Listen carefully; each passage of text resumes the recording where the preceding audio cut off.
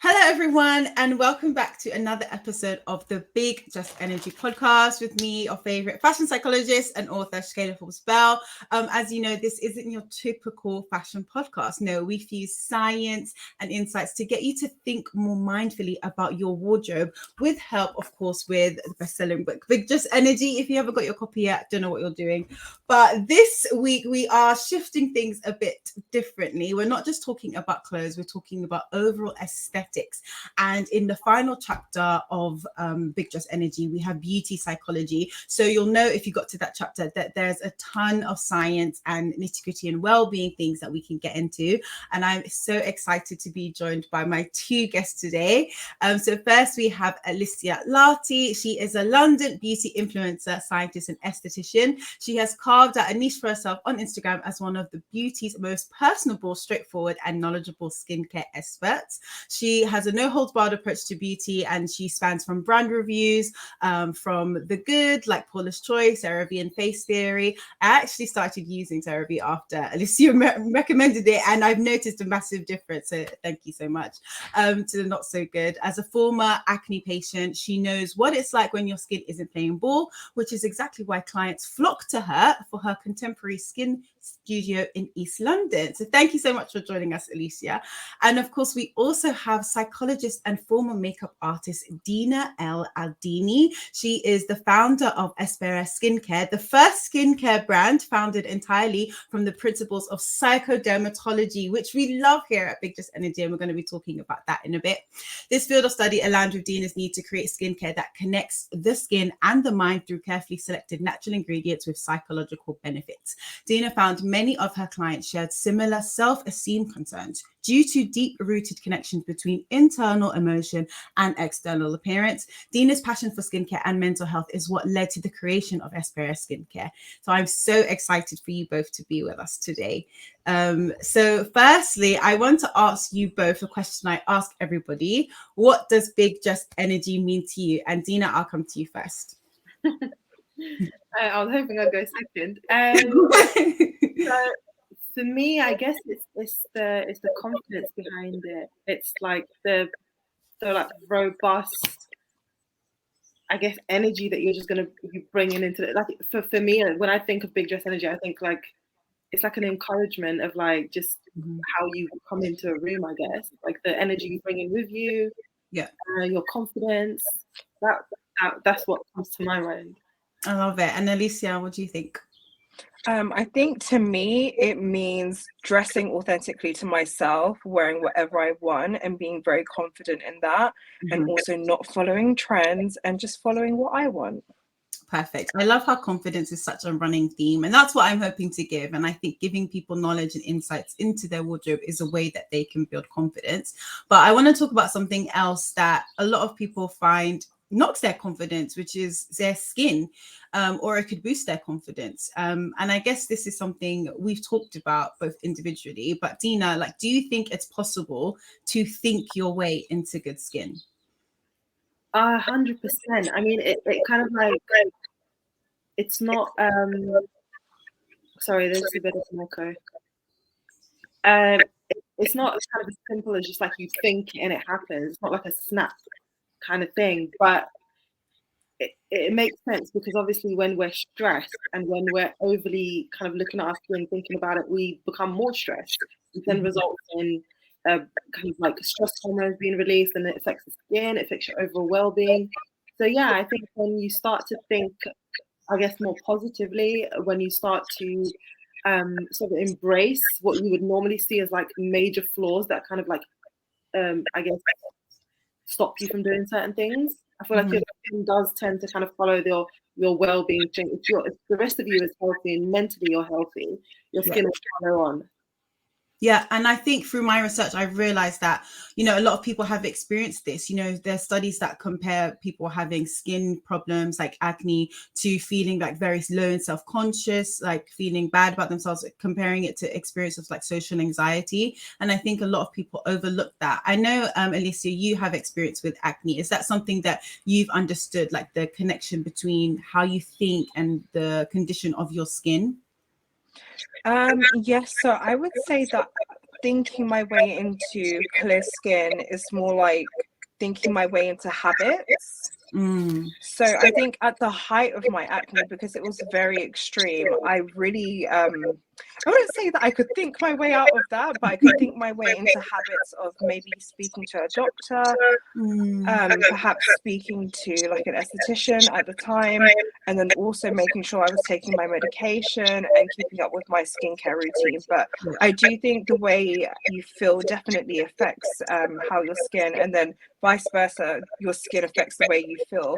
At the height of my acne, I had no interest in going out or taking pictures, and I missed out on a lot of life. Yeah, it's a shame as well, because obviously when you're feeling low, it's even hard to like get into those habits that you mentioned. So what helped you kind of get yourself to that space where you could feel like you could start building a routine?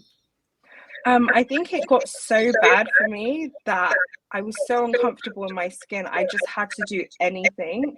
And I just said to myself, if I give myself this last bit of a chance, maybe this is what's really going to help me. Amazing. And Dina, I'd love to talk about how you started Espérer, but just before we get to that, did you have any like major skin concerns that led you onto your path as well? Oh, you're muted. I always do this.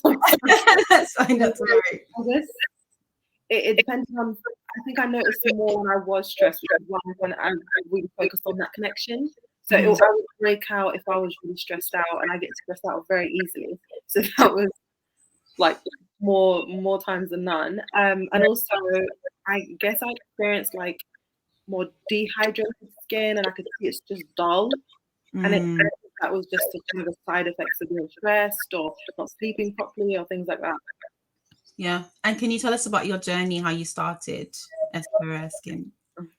I'm sorry, I can hear my dog in the background. I'm excited too. Yeah. So I've got in a really vocal. I'm so sorry. Yeah. So I mean, I started my journey just as I mentioned. It was kind of looking at my own skin and my own self-esteem issues, and not feeling like, oh, you know, obviously we've grown up, all you see is like magazines and can I say social media? Was I that young?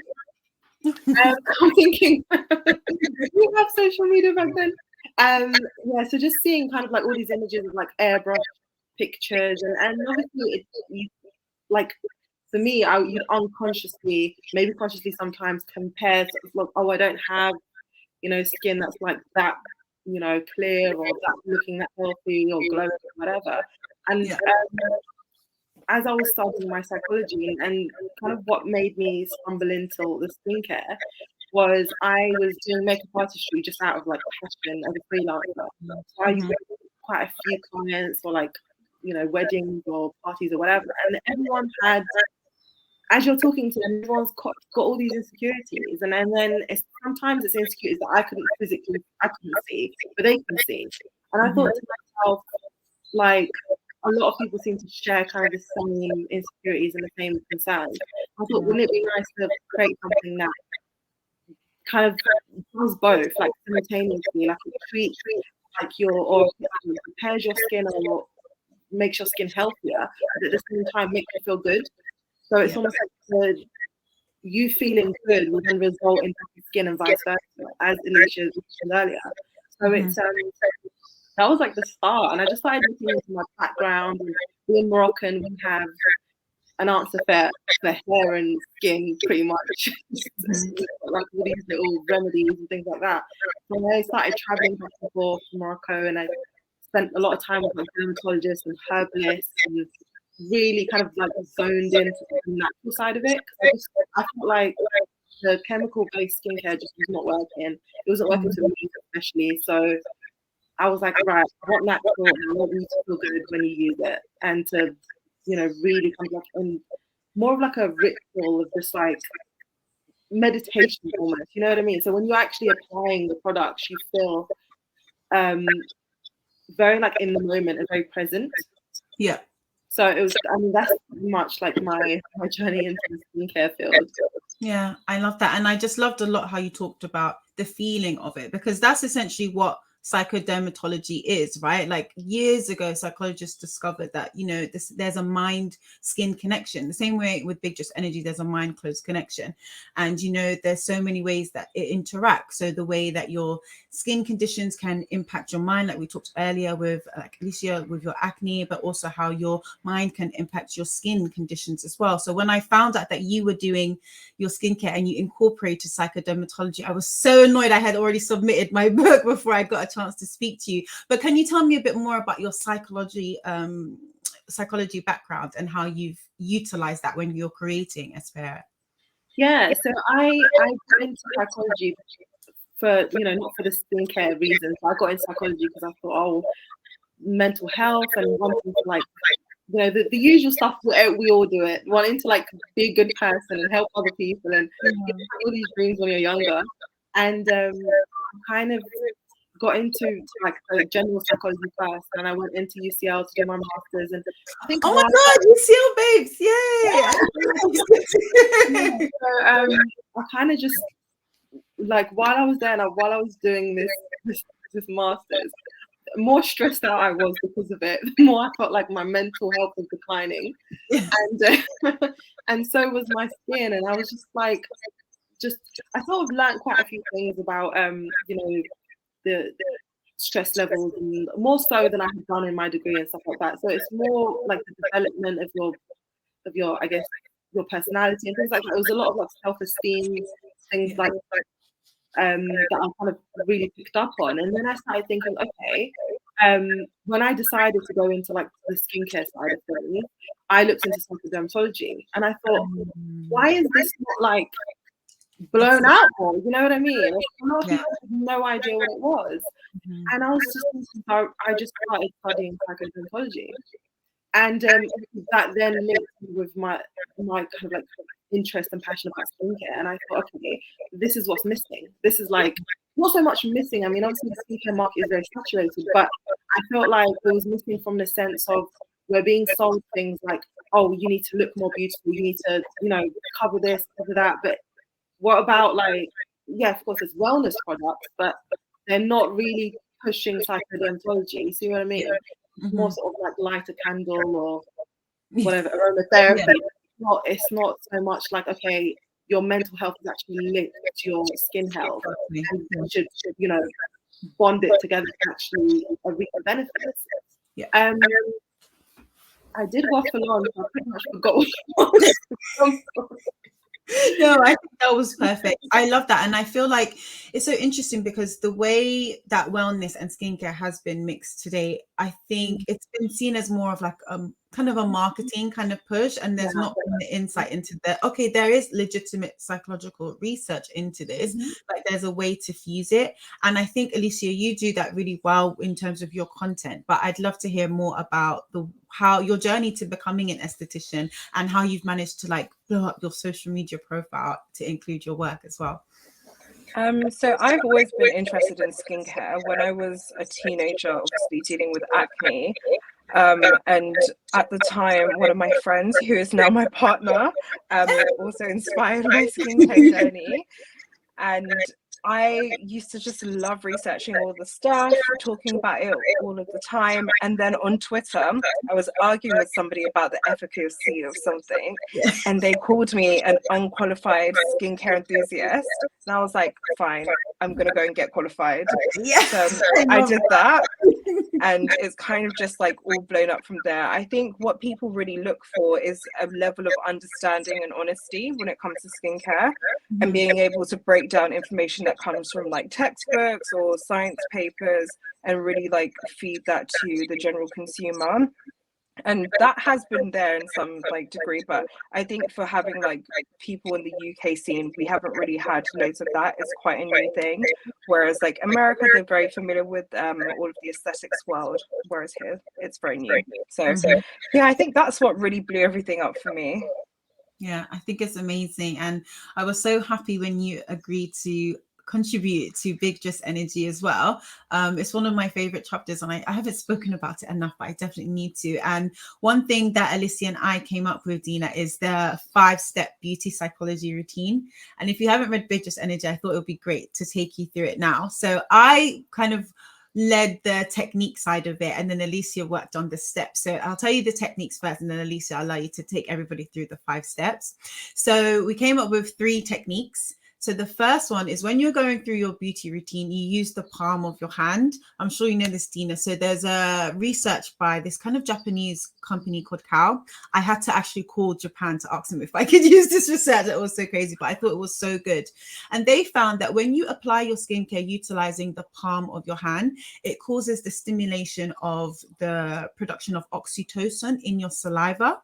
And oxytocin is known as the love hormone. It's supposed to be linked to like warm, fuzzy feelings and a reduction of stress and anxiety. So if you start throughout different parts of your skincare, if you use the palm of your hand, you're going to get all of those amazing benefits. And the second technique is a mini mindfulness, mini meditation technique. So a lot of the times, or I used to do this when you're rushing in the morning or at night, you're just like dabbing a bunch of different acids and creams on your skin, and you're not actually taking the time to like slow it down. And just be at one with yourself and really like take time to luxuriate in what you're doing. And studies have shown that if you take these like little meditation or mindfulness breaks through these practices, you'll have a reduction in stress and anxiety, which of course improves the overall production of your skin. And then the last one was visualization. So this is from a psychologist, Ted Grossbart. So he is a psychodermatologist as well. And he found that when patients are focusing on certain visualizations, like for example, that's opposite to their skincare concern. So if they have drier skin and they visualize moist, rich environments, it actually had a positive impact on their skin compared to like if they had oily skin and they visualize in dry environments, it had an improving effect. So I thought that was amazing. And we did the palm technique and the mini meditation technique when we were doing step 1, which is cleansing. Alicia, do you want to tell us a bit about cleansing, how long people should be doing it for, the type of cleansers that people should be using? So cleansing can be a bit complicated. I'm slowly learning that it gets even more complicated like from the product side. But cleansing is basically the best way to kind of refresh, start anew, and give you an opportunity to assess your skin. So that is great for like mindfulness, to make sure that you're really sitting with your skin and understanding what's going on. It also gives you a good chance to really feel your skin, to make that physical assessment as well. So if there's anything like dryness, if you're experiencing like a bump or a breakout, you can really use that as an opportunity to feel and understand what's going on, and that prepares you for your next step. Great. And how long should people be doing the cleansing part for? Because I know you said something called short contact therapy, which is maybe different from regular cleansing. Can you tell us about that? So short contact therapy is when you've got actives in your cleanser. So for example, salicylic acid, benzoyl peroxide, or like any of the AHAs. So what you do with that is cleanse your skin as normal. So most people cleanse their skin for about 20 seconds, but you would leave it on and not wash it off for another 2 minutes. And it really allows those actives to get to work and get the most out of your products. Great. And then step 2 is we had toning, which again, we said utilizing peat, the palm of your hand. I know when we were talking earlier, I think this was last year, you had mixed feelings about toning. Are they still the same? Or how do you feel about toning and what's best for it? It's hard. I think because it's such a broad category. So you can get exfoliating toners, you can get hydrating toners. Because again, it's such a general thing, you never know until you've looked at an ingredients list or a specific product exactly what to advise someone to do. But again, the palm of the hand thing is great because it means that you don't have to use like a cotton pad. I'm a big fan of not using a cotton pad. I apply everything directly to my hand, and you can really press it into the skin and work it in. Great. And then do you have any specific toners that you like that's maybe not for exfoliating, maybe for every day? I feel like I'm asking you this for myself as well. I'm like, do you know what? I haven't used a toner in a traditional sense. I use a serum as a toner. So at the moment, I'm using the Necessaire body serum as a toner because it's like winter and it's a bit dry and it's quite thick. So that's my toner at the moment. Okay, cool. And then step 3, we didn't have any techniques with this one because it was a treatment. And do you want to tell us why? We just wanted to keep it quite simple with the treatment, Alicia? Treatments can get crazy. This could be an exfoliating treatment. This could be an intense hydrating treatment. It could be something like an LED mask. You really have to just follow the instructions of that specific product. So focus on that. And step 4 for moisturizing, we had palm of the hand this time as well, and also visualizing. Do you want to tell us about that? Yeah, so towards the end of your routine, you've gone through like the whole process. I think it's great to visualize the skin that you want and also visualize your journey along the way. And again, the palm of your hand moisturizers can be a bit more of a luxurious part of your skincare routine. So again, to give you that opportunity to really touch base with yourself and feel everything that's going on, and maybe even give yourself like a little massage as well. Great. And what kind of moisturizers are you liking right now? I'm so basic right now. I've gone back to E45. Oh, I think I saw that on your Instagram stories. Why did you decide to do that? Because I was just like, it's so dry outside. I never know what the weather's like, and I've had the heating on constantly. So I was like, let me go back to old reliable E45. Yeah. And then the final step, again, we had palm of the hands and meditation, and this was SPF. So I know there's still some people who think, oh, it's overcast, it's raining in London, it's sometimes snowing. Why do they still need to wear SPF, Alicia? So I always say to people, if you're treating anything like hyperpigmentation, hypopigmentation, or you're doing anything that would sensitize your skin to the sun, just wear the SPF to be precautious. Otherwise, you run the risk of essentially making your issue a lot worse, and that means that your skincare products aren't working for you. I think for that step, it's really important for people to like visualize, meditate, palm of the hand, actually all of the steps that we and techniques, because SPF is not the most comfortable thing to apply. It can be really thick, or it can be really difficult to rub in for some people, or it can be a spray and some people find it uncomfortable. I'm at the moment loving using the Shiseido Sun Stick because it means that I can just like massage that in with the stick and not have to touch it with my hands, because I think for me by that point I'm like, there's so much stuff on my hands, and I just find that like as a sensory experience a lot easier. Yeah, amazing. And Dina, we've talked a lot about different products now. I want to talk about Espere and like what products are people really loving from your collection at the moment? Like what's getting the best reviews? So it's actually funny that you spoke about your 5 steps, because I'm in the process of coming up with a few steps when to massage. So one of my popular products is the facial oils. So I've got like I've got 3 different night oils, and they're all for specific skin concerns. So I've got the anti-aging, anti-pollution, and the cell renewal. So I sort of was having a discussion with someone, and we wanted to come up with like a specific massage that kind of relaxes you and allows the facial oil to like really be absorbed into your skin. When you were thinking about the thing, I thought, oh my god, that's like a really good point that you made. I will definitely be getting your book because I haven't got it yet. So I guess my most popular one at the moment is the cell renewal oil, because I feel like, I mean, personally, it's a favorite of mine, but I feel like people really, it deals with hyperpigmentation as well. So I feel like people, especially in this kind of time, just want that kind of glow. You know, winter, your skin gets a bit dull and everything around you is dull, and it's just a bit of a glow, and a boost of vitamin C is always good. So that would be one of the favorites at the moment. Based on some skin experts I've spoken to, I know that some hero kind of ingredients are for 2023 would be blue tansy, which I've got in my Evolution face oil. So that's a very good ingredient to have. It reduces. I've never heard of that before. It's a Moroccan.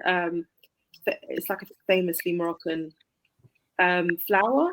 It's like a yellow flower, but I guess it comes out as blue for some reason. Nice. But it's very, very good to have on your skin. It has so many benefits, and it has this very kind of herbaceous smell as well. That's quite calming, I find. Yeah. So, I love that. And do you know something that you mentioned earlier, Dina, that I was thinking about was you have an oil that's for anti-aging, and that's something that is coming up quite a lot from me when I'm just talking about well-being and clothing and beauty psychology. And I've had a bit of a backlash from some of my older friends Yeah. about the concept of anti-aging, because essentially, you know, we all age, right? And of course, as women, we always feel like we need to have had that perpetual youth. Mm. But at the same time, we want our skin to be healthy, and we want to embrace that, you know, at our best selves for a long time. So I guess I wanted to know, what's your personal opinion on the kind of those anti-aging ranges? Yeah, I mean, personally, I feel like when I first kind of named the product, it was I followed kind of like what the consumer would recognize. Mm-hmm. I don't particularly like the wording of anti-aging because, as you said, we shouldn't really be kind of like afraid of aging because inevitably that's what's going to happen. Yeah. And we kind of already put that into our minds that it's a negative thing. Mm. I can't say I'm one that would want to age gracefully. Yeah. But I would like a person who just accepts it. I guess it should be more. It's more of kind of like looking after your. But putting that into one word on a bottle is quite difficult. Like looking after your skin and kind of like delaying like the early onset of aging, I suppose, more so than anti. But I think for the sake of people being able to just recognize something that they're familiar with and it kind of says everything in like a 2-part word, I suppose, it makes it easier to pick out products. No, I think that's such a good point, because a lot of people, they don't see it because obviously you're a businesswoman, you see it from the business side, right? Like aesthetically, sometimes people just want to know what it does on the tin and just do something quite quickly, even though you've expressed that, you know, it's more about delaying early onset rather than rejecting aging, which is a blessing in a sense as well. Alicia, I wanted to come to you. So I know, speaking about kind of like taboos in skincare and beauty, I've seen a lot of people talking about being like anti-texture. Can you like tell us like a bit about what that is and like what's your personal take on it? Because I know you kind of don't use a lot of like filters or hardly any filters from what I see on your content. A lot of people praise you for that, but I've seen like other people talking about wanting to get that almost filtered look and having no texture, but it seems a bit impossible or something that's a bit difficult to achieve. Like, what do you think? It's impossible to achieve. Like, even when I take pictures, I don't use any filters. I barely edit, and the only editing that I would really do is to lower the exposure because I love some dim lighting. But to some degree, when you're filming, like any form of lights would make your skin look slightly different, slightly filtered. I think it's impossible to chase that completely flawless look. Skin just does not look like that. I think if people really sit down and feel and assess human skin, even the best skin people that I've like met in real life, after them being called like the epitome of beauty and skin texture, they still have texture because skin is skin. Skin is not like a silicone sheet, and it's very natural for us to have like, in fact, it's like the anatomy of skin. If you didn't have certain things, it would be slightly concerning, actually. So I do think it's just like such an unrealistic beauty standard. It's due to airbrushing that we've had for years. When you see celebrities even posting their pictures, I didn't realize that they take like Getty images and then edit them for their page. I just thought that if it's like a Getty image, like it's the one that they straight upload to their page. That's not the case. I really do think sometimes we all need to go outside and see people a bit more and stop looking at people from the screen. But it's really hard, like when you see your favorite influencer and they look a particular way and you haven't seen them in real life, you don't necessarily know like what's like real in your eyes, if that makes sense. No, that 100% makes sense, and I do resonate with that as well. I talked about that in my book. Like, you know, when we think about doing like treatments, so I realized that I was using filters so much, it was giving me a concept about my lips, and it made me want to get lip injections. But I realized when I kind of pulled back from using that filter all the time, they started to look normal to me. But versus like, I've seen a lot of people doing their teeth, and then that's something I did, but I realized there wasn't as much external pressure to do that. It's something that I wanted to do. So it's really about, you know, not demonizing doing any kind of treatments or anything like that, but understanding where the influence is coming from. And Dina, I wanted to come back to you and just thinking about, you know, all of these kind of external pressures as well. Like, why do you think people often kind of ignore the emotional impact with their skin and kind of skin issues? Because I think we will think about, yeah, okay, social media is kind of forcing us, but they're not thinking about the positive side as well. And like, for example, me, I was talking about when I got my teeth done, like it made me feel so much better. Like I was smiling more, like it's something that felt good for me. So why do you think people kind of focus on maybe their negatives? You mean the negatives of you mean what they have that's negative, or what they see as negative? I think more about like the pressures when people think about like skincare. They only think about, oh, the kids are there forcing us to buy all these things and they're on social media and like that's all the pressure. But they're not thinking about when you embrace your skincare and you actually take the time and investing it, how it makes you feel good. I think there's a lot of not really researching. I think there's people, if people take the time, I'm sure there are people who do, but if people take the time to actually read about the ingredients, for example, the benefits that are like emotional or mental benefits as well as skin, I think people would make a lot, their choices would be a lot more different. That for years and years and years, we've kind of been shown certain products or certain skincare and then shown a picture as I'm really happy that Alicia doesn't filter her kind of like content. Yeah. And I've been very kind of careful about making sure that my like model pictures aren't like photoshopped or anything. So it will be the, you know, the slight kind of removing of dust or whatever, but nothing that's altering. And that's because I believe that these filters are very unhealthy. Yeah. I mean, I've been there. I've taken a few filtered images, and like yourself, I end up then focusing on something when the filter's off, and then you're like, "Whoa, you know, you don't like it as much as when you're filtered." But that's just not realistic. So I guess with regards to kind of focusing on the negative, we're surrounded by a lot of critique and a lot of people who have it kind of boils down to like self-esteem issues. And when someone has self-esteem issues, or a few people have, or we all have some sort of kind of insecurity. And then we are so focused on it, even if it may not seem very apparent to anyone else. And then that makes us then focus on other people. So for example, if I was insecure about my nose, then if I was to meet somebody else who I feel like they're insecure about their nose, I would focus more on their nose. And then, do you see what I mean? Then I make noses a big deal when really it shouldn't be. So it's kind of like people just projecting their insecurities onto others, and then making everybody feel like they should fix this or fix that. And there's nothing wrong with you know, getting something done or whatever, because if that's what makes you feel good, that's what makes you feel good. But it's the pressures behind it that I don't agree with. Yeah. Like you said, you were happy about your teeth, and that's all well and good. But if you had been pressured into it, you know what I mean? Like, would you feel like the same person? Yeah, no.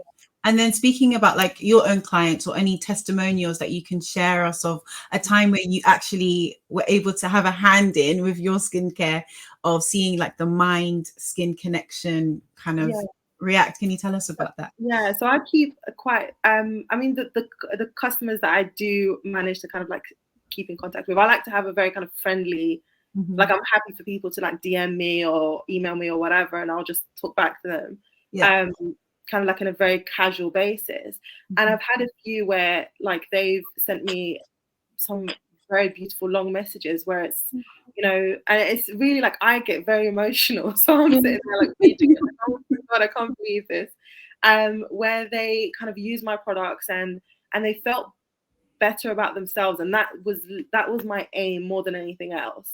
It's like the feeling that comes with it. It's like the taking the time out to actually have some sort of ritual for your skin, even if it's like a 5-10 minute thing. And then there was one specific girl, I'm not going to mention any names, but she messaged me, and this really stuck with me, because she kind of went into like a deeper kind of emotional thing, where she said how, you know, she suffered from self-esteem issues for a very long time, and she felt like it was due to like environmental stresses, and how you know, using like products that actually help with mental health has really changed her kind of perspective. I mean, I'm paraphrasing because it was quite a long message, bless her. But that really warmed my heart, because I feel like this is like mental health, I feel like is like the epitome or like the most like this is what we should all aim for, because it does affect everything else in your life. So for me, it's nice to get these kind of messages, because I feel like, okay, you know, sometimes you have doubt or whatever, and it's good to kind of like be reminded, okay, you're actually helping someone. Yeah, I love that. Oh, and Alicia, have you had any kind of those messages or any of those testimonials that you can share with us? Yeah, do you know what? It's hard. I find reading them really, really hard, just because I'm just like, oh my God, I'm just some random girl from East London. Like, it's just so like, it's a lot to read. But so I have coached, I think one of my favorite clients is we've coached her through getting to the stage of being ready for Accutane. So her acne was quite severe, and we were doing a few chemical peels just to kind of manage it a bit more, make her face feel more comfortable. It was nowhere near obviously what she wanted, but just being able to provide her that support. I think one thing that I would say is quite different about me, because I've been through it. I've been through like every single acne medication and basically all the skincare products ever. I really do understand the frustration, and then also again the mental toll that it takes on you, like going through all these things for all these years and trying to speak to doctors and people saying, oh, it's just skin, like you're not dead, like you can still be a functional person, and not understanding that beauty is currency. If anything affects that currency, you are losing out in so many different ways. Like, this is not even just when you're an influencer, this is just in office jobs in general. We all know that people tend to be a bit more receptive towards like particular facial features, skin types, all of those things. So I think that now people understand just how much currency there is in beauty. They are like way more mindful of just how they participate in that, and then also like their journey to get to their endpoint as well. So I think they really do look for a lot of support, which is why I tend to get very complex skin concerns. So for example, be like acne with dry skin is a lot harder to deal with than acne with oily skin, or someone that can't necessarily do downtime for chemical peels, or someone that lives in a country that doesn't have loads of skincare products that I recommend. Just figuring out all of those things and providing some type of support with my knowledge is what has really like set things off for people. Yeah, I think that's great. I think that's the whole kind of basis of psychodermatology, you know, understanding that there is that kind of emotional aspect to it as well. So you're not just shoving a bunch of products in your client's face and being like, here you go, you know, you're understanding how it's going to impact them, you know, beyond just how it's affecting their skin, you know, thinking about their routines and their lifestyles. I think that's so important. But another thing I want to talk about is, of course, with social media, with TikTok, we all get a lot of these myths and a lot of these kind of skincare tips, or group people that are not educated like you both, that are sharing tips that can be quite damaging. Are there any kind of myths? I'll go to you first, Alicia. Skincare myths that you really hope that people would stop immediately? Do you know what? I think there's two things that I see on TikTok that I will never understand. So the first one would be when people are using, I don't even know how to describe it. Skincare is a strong word to use for it, but some stuff to cleanse like their pubic area. I'm just like, what's going on there? And then they're doing like very insane things. Or the other one that I think really gets me is like when I see people dermaplaning. So dermaplaning is using a scalpel to exfoliate the top layers of your skin. It is actually a lot harder than people think it is. Like, the face is not a flat surface, it has contours, and you're taking a 10 blade, which is a scalpel that surgeons used to cut people open to shave like essentially that top thing. And I always see people doing it with like the eyebrow razors, and I was like, it can't get worse than this. And then I saw someone get a 10 blade, and I was like, where did you get this from? And the person's video had gone so viral on TikTok, and I was just like, yeah, absolutely not. I actually don't watch skincare content on TikTok just for my own mental health, because there's just too much on there. And I think because it's such a fast-paced app, people are not really held accountable, whereas with Instagram it's slightly slower, and you can scroll through someone's like content a lot easier, and also you get to know the individual. So it is a bit more about holding people to account, whereas on TikTok it's like very in the moment, very viral, do whatever the hell you want type of content. Yeah, I love that. And then Dina, do you have any myths or any things that you absolutely want people to stop doing? I'm a bit like Alicia, where I try to avoid watching skincare on TikTok because it's just I feel like it's just a black hole of just you end up. I don't know where you end up. So it takes up too much time. I guess some of the things that I've kind of seen would be like I don't know how long this has been going on for, but like the classic putting toothpaste onto spots, or like guilty. I've or done like, that. Yeah. I love my badge. I mean, a lot of people say it works, but I just feel like it kind of like darkens the area rather than it just creates like a really weird pigmentation on your skin, and I just feel like it's just not. Just use toothpaste for your teeth. It's just not for your skin. I love that. Okay, I'm definitely like writing down mental notes as you guys are talking. But I think you've given us so much insight that we can take off with us. I just want to ask a final question. Maybe what are your top 1 or top 2 tips that you would give to anybody that really wants to start embracing things like psychodermatology and just getting more wellness out of their daily skincare routine? I'll start with you, Dina. So I feel like with regards to kind of like looking after your skin, like I'm going to start off with the mental side of things. I think learning to personally, I would stay away from filters as much as I can, because I feel like it gives you a very unrealistic version of yourself. Not that it's better. It's just like, I know I saw this post once where someone was describing beauty the same as a sunset. So, you know, when you take a picture of a sunset, but in person it's just magnificent, and then in the image it just does not look the same. And I feel like that's what these kind of like filters or cameras do anyway. They just don't give you like this true essence of who you are. And it's very kind of like generic, and you just end up looking like everybody else, and it kind of takes away from yourself. So I feel like I would recommend like steering clear of like filters and like altering your images like too much, where you're just not the same person. And I'd also, I guess, practicing kind of like ritualistic, is that how you say it? Kind of like skincare, where, as you mentioned in your book, like taking the time to kind of massage things into your face, or just like in the few minutes, or if you're really, really present in the moment. I feel like it works both from the product absorption, because it's just the absorption is a lot better, but also from like the mindful side.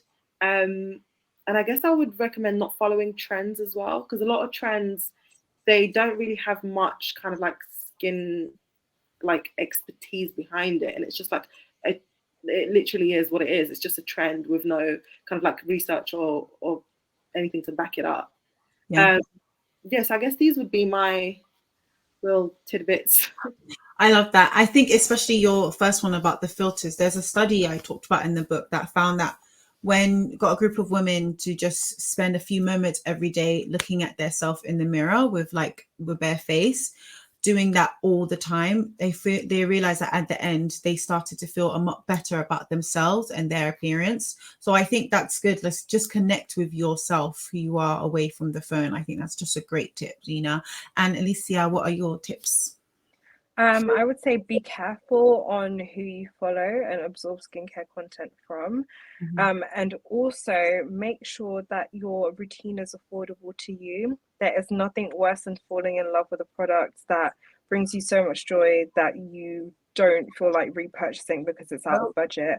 I always talk to people about budgets and stuff, because I have fallen in love with so many different things, and I'm like, I'm not spending £100 on a serum. That's out of budget for me. So I would just say keep that in mind. Like, things do have a price tag. There are so many amazing affordable brands at the moment. As innovation becomes like more widespread, things get a lot cheaper as well. So don't knock places like Boots. I love that. Perfect. So thank you both for joining me. Before we wrap up, just tell everybody like where they can find out more about you or purchase any of your products. Dina, do you want to go first? It was great to be here with you as well. Well, it's just at the moment we're online, so it will just be www.esperoskincare.com. And also just like connect through Instagram if you wanted to just look through Instagram or message me or whoever. Happy to answer any questions. And what's the best handles to follow you on Instagram? So it'll be Espero Skincare. It's just one word. So we at Espero Skincare. Perfect. And Alicia? I'm so boring, but it's just my name. So Alicia.Lati on Twitter, Instagram, and basically everywhere else. Yeah, perfect. Thank you both for this very informative episode of Big Just Energy, talking all about beauty psychology. Make sure that you are following us on Spotify, Apple, iTunes, wherever you get your podcasts, basically. And if you haven't got your copy of Big Just Energy, come on, Dina, as well. You need to get your copy. We'll be getting an order straight after this. Straight after. And make sure you're following me at Shakayla Elise on Instagram and on TikTok, and at Fashion is Psychology on Instagram. Also fashionisspsychology.com. Make sure you sign up to our newsletter. We've got a lot of good things on there. And yes, thank you guys for joining me today. Thank you so much. Thanks. Bye. Bye.